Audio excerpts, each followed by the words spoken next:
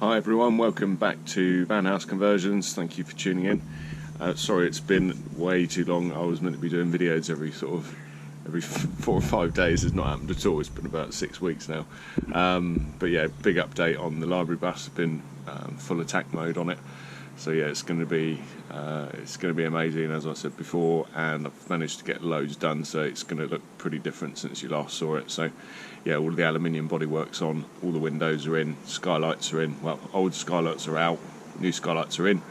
It's all insulated, and over 500 metres worth of cabling's gone in, as well as taking out probably about 35 kilos of wiring loom that was in there from the library bus sort of side of it. All old school stuff, didn't really like how it was wired up, didn't need any of it, so it's all gone. And yeah, now I've got all the wiring in for everything that I want, and it's where I need it. So yeah, once Supply lined it, it'll be easy enough to start wiring things up and hopefully have some lighting and things like that. Should make working in there a little bit easier as well. I'll just show you now, just down the side of the bus at the minute. So we've got windows, the flue sticking out for the Forcali boiler. Gonna have to make some kind of aluminium hood or something for that, because I've angled it down, but I'm still not happy with how much water's probably going to end up getting in it. Still got to sort the under storage bins out, but all the diesel heaters are now gone. 2 Urbaspasher for 4.8 kilowatt diesel heaters in here, but that's massively overkill. I don't think you could possibly need 2 of them. It wasn't properly insulated before, to be fair. So we got windows, and yeah, really chuffed with this. Got a proper stable door in here now, treated with saddle in so that it's protected from rain. I'll just quickly get the part unlocked.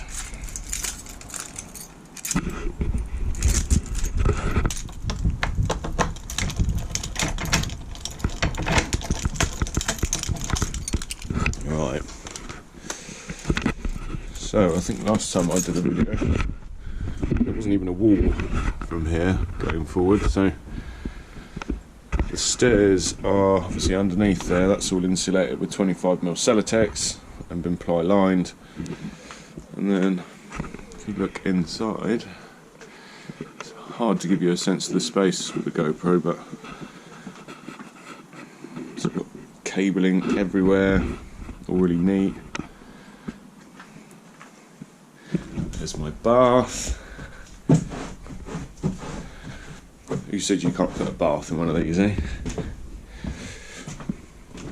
So we got insulation absolutely everywhere. So the ceiling will be 2 heights, hence this step here. Originally I was going to just make it all 1 height, but I figured actually if I can maintain that central height of the ceiling, it will just make it feel a lot more spacious, and also it will look a lot more interesting as well, because we can do, ideally I want to be doing some kind of lighting along here. So yeah, we'll have some really cool ambient lighting here, and lots of different down lights on different switches. So just to remind you, we've got the bed up the top there. I'll show you that in a minute.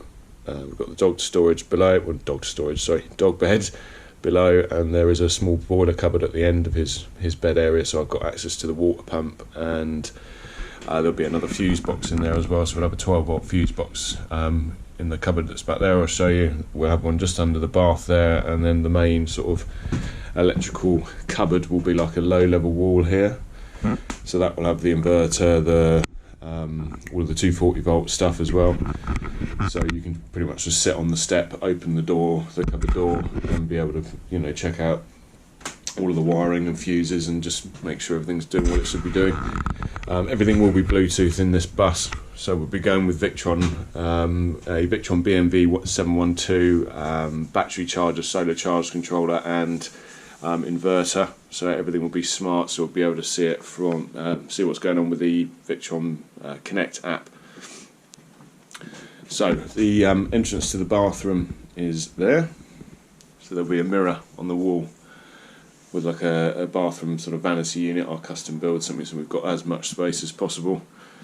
We've got its own window in the bathroom, We're going to put a curtain across this doorway instead of a door. Just I think ergonomically it will make more sense rather than having to open and close the door the whole time. And realistically, we're not going to be having a shower or a bath if we've got guests, so just a curtain is enough privacy-wise. There will be an Android Galaxy, Samsung Galaxy tablet on the wall here, so you can sit in the bath and watch me on YouTube, hopefully. Actually, I won't be watching myself, but yeah, watch YouTube or Netflix, sit in the bath. We still haven't decided on the finish in terms of the walls in here. It'll probably be a mixture of the UPVC shower panels and then also some sort of wood touches just to give it some character. The shower panels are great, don't get me wrong, but I don't really want to be joining them together because I think you can always see the join no matter how well you fit them. So it'll probably just be the plastic panels around that end of the bath just when you're showering, so most of the splash goes on that, and then maybe some kind of wood cladding along here with a little sill, and we'll probably have some sort of curtain as well to cover that. Obviously the windows they've all got blinds and bug screens, but you won't see any of the plastic frame, by the way. Once that's all ply lined, you will literally just see that interior, internal sort of opening, basically. So you won't see any of the plastic frame. So you've got the stairs in there. There's cabling running underneath the floor. All very, very OCD. This is my van. I will do it as OCD-like as I'd like. Got a huge bundle of wires coming down there, and it's 110 amp cables going to each fuse box from the main fuse cupboard. That'll be down there, and that's the leisure hookup poking through the wall there. So we just still need to insulate that panel. I just haven't got around to doing it yet. Big bundle of cables here.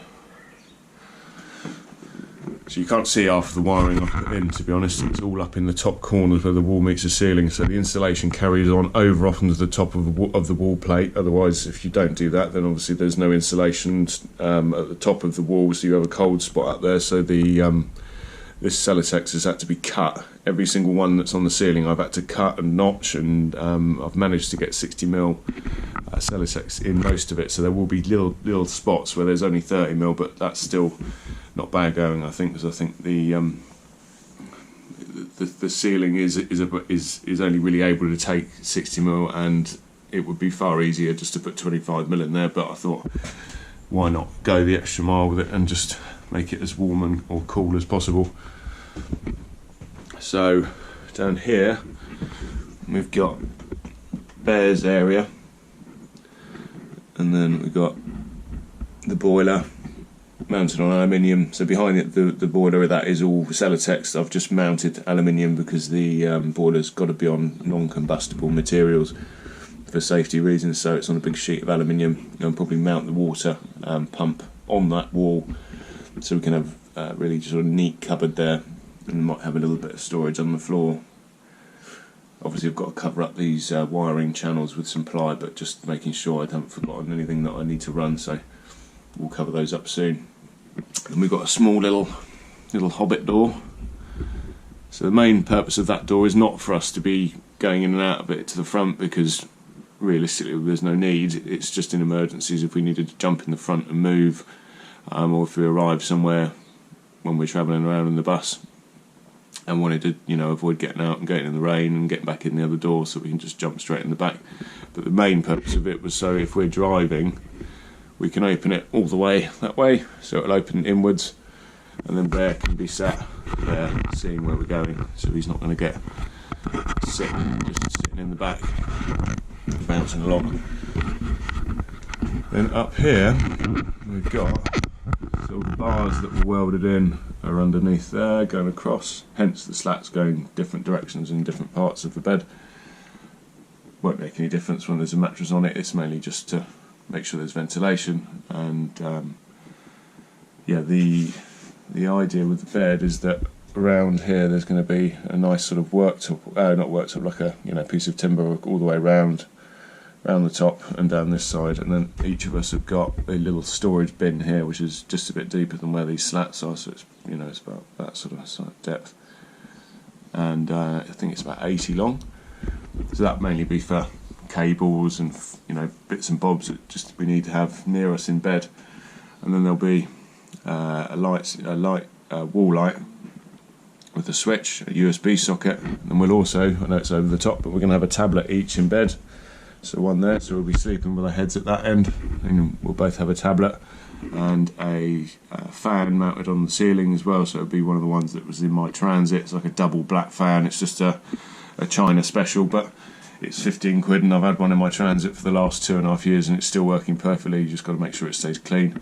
And we've also got another window coming to go there, so we'll have a nice through draft with the windows cracked. And they've obviously both got blinds and bug screens, so once that window goes in, it'll feel a lot more sort of airy up here. But yeah, it's tight. Obviously, head height wise, the mattress should hopefully come in line with the top of that wood there. So it will be quite low head height, but it'll be really, really comfortable. We're getting the mattress from Custom Beds UK, same as Greg Virgo using his van, because I'm sure all of you have been watching Greg as he seems to be becoming everyone's go-to about vans, even though he's only built one. That's my dig over. Just tired of hearing his name, to be honest, but anyway. So yes, we figured that the dog is obviously not as tall as that, so we thought, right, okay, well, we need loads of storage, so we're going to lower the ceiling of the dog area, so he's still got more than enough space to be fully, completely stood up without hitting his head on the ceiling.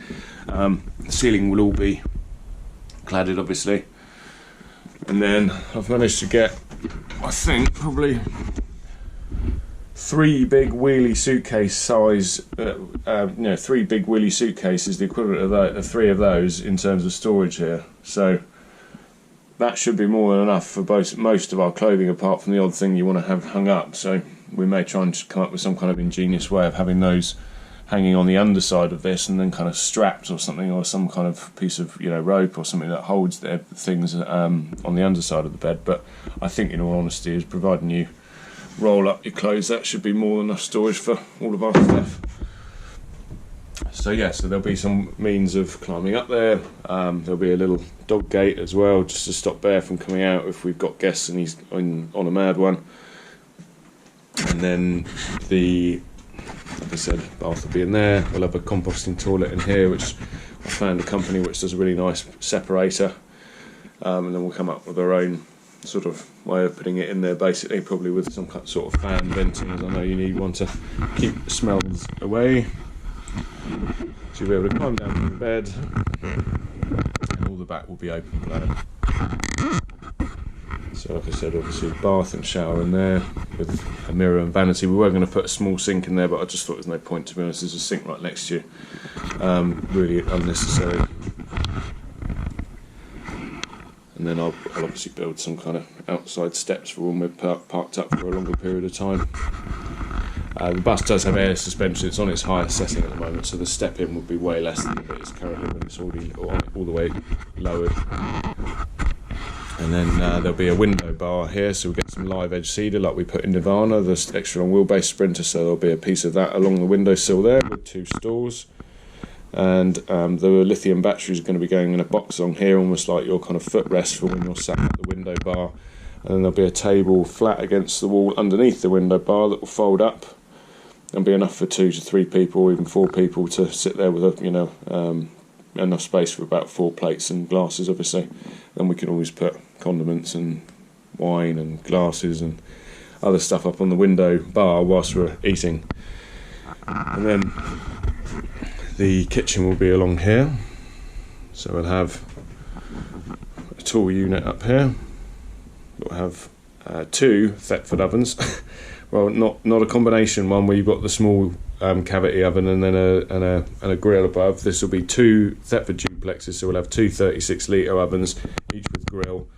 And there'll be a piece of worktop that slides into that unit that slides out, so we've then got almost like an L-shaped kitchen worktop. So when we need a bit more space, there'll be a piece that's pulling out to sort of there, so you can still get past, no problem. And then as soon as it goes back to worktop level, which is probably about there, because the ovens are about 45 wide, I believe, there'll be a 2-burner Thetford top line 2-burner hob, so the gloss black, sort of glass topped hob, really modern looking. Looks much more like a domestic hob than any of the SMEV ones that you can get. And then there'll be a big copper sink, or we might look at some kind of ceramic Belfast sink just for ease of keeping it clean, because we will be in here full time. So I don't want to be permanently trying to clean the copper up if it gets corroded, and even though it does look lovely. Just I think from a functionality point of view, I think it needs to be. It may very well end up being ceramic, but still something pretty like a Belfast farmhouse sink. We're going to make the worktops fairly high, so it'll be all custom built, no pre-made units here, and still unsure of what to use for the worktop, but may very well get a piece of cedar if we can get a big enough piece, and then carry on the live edge theme onto the worktop as well. And the piece that slides out, again, might be tricky if it's going to be sliding out, because obviously it's not rectangular, so that might be a bit of a balancing act.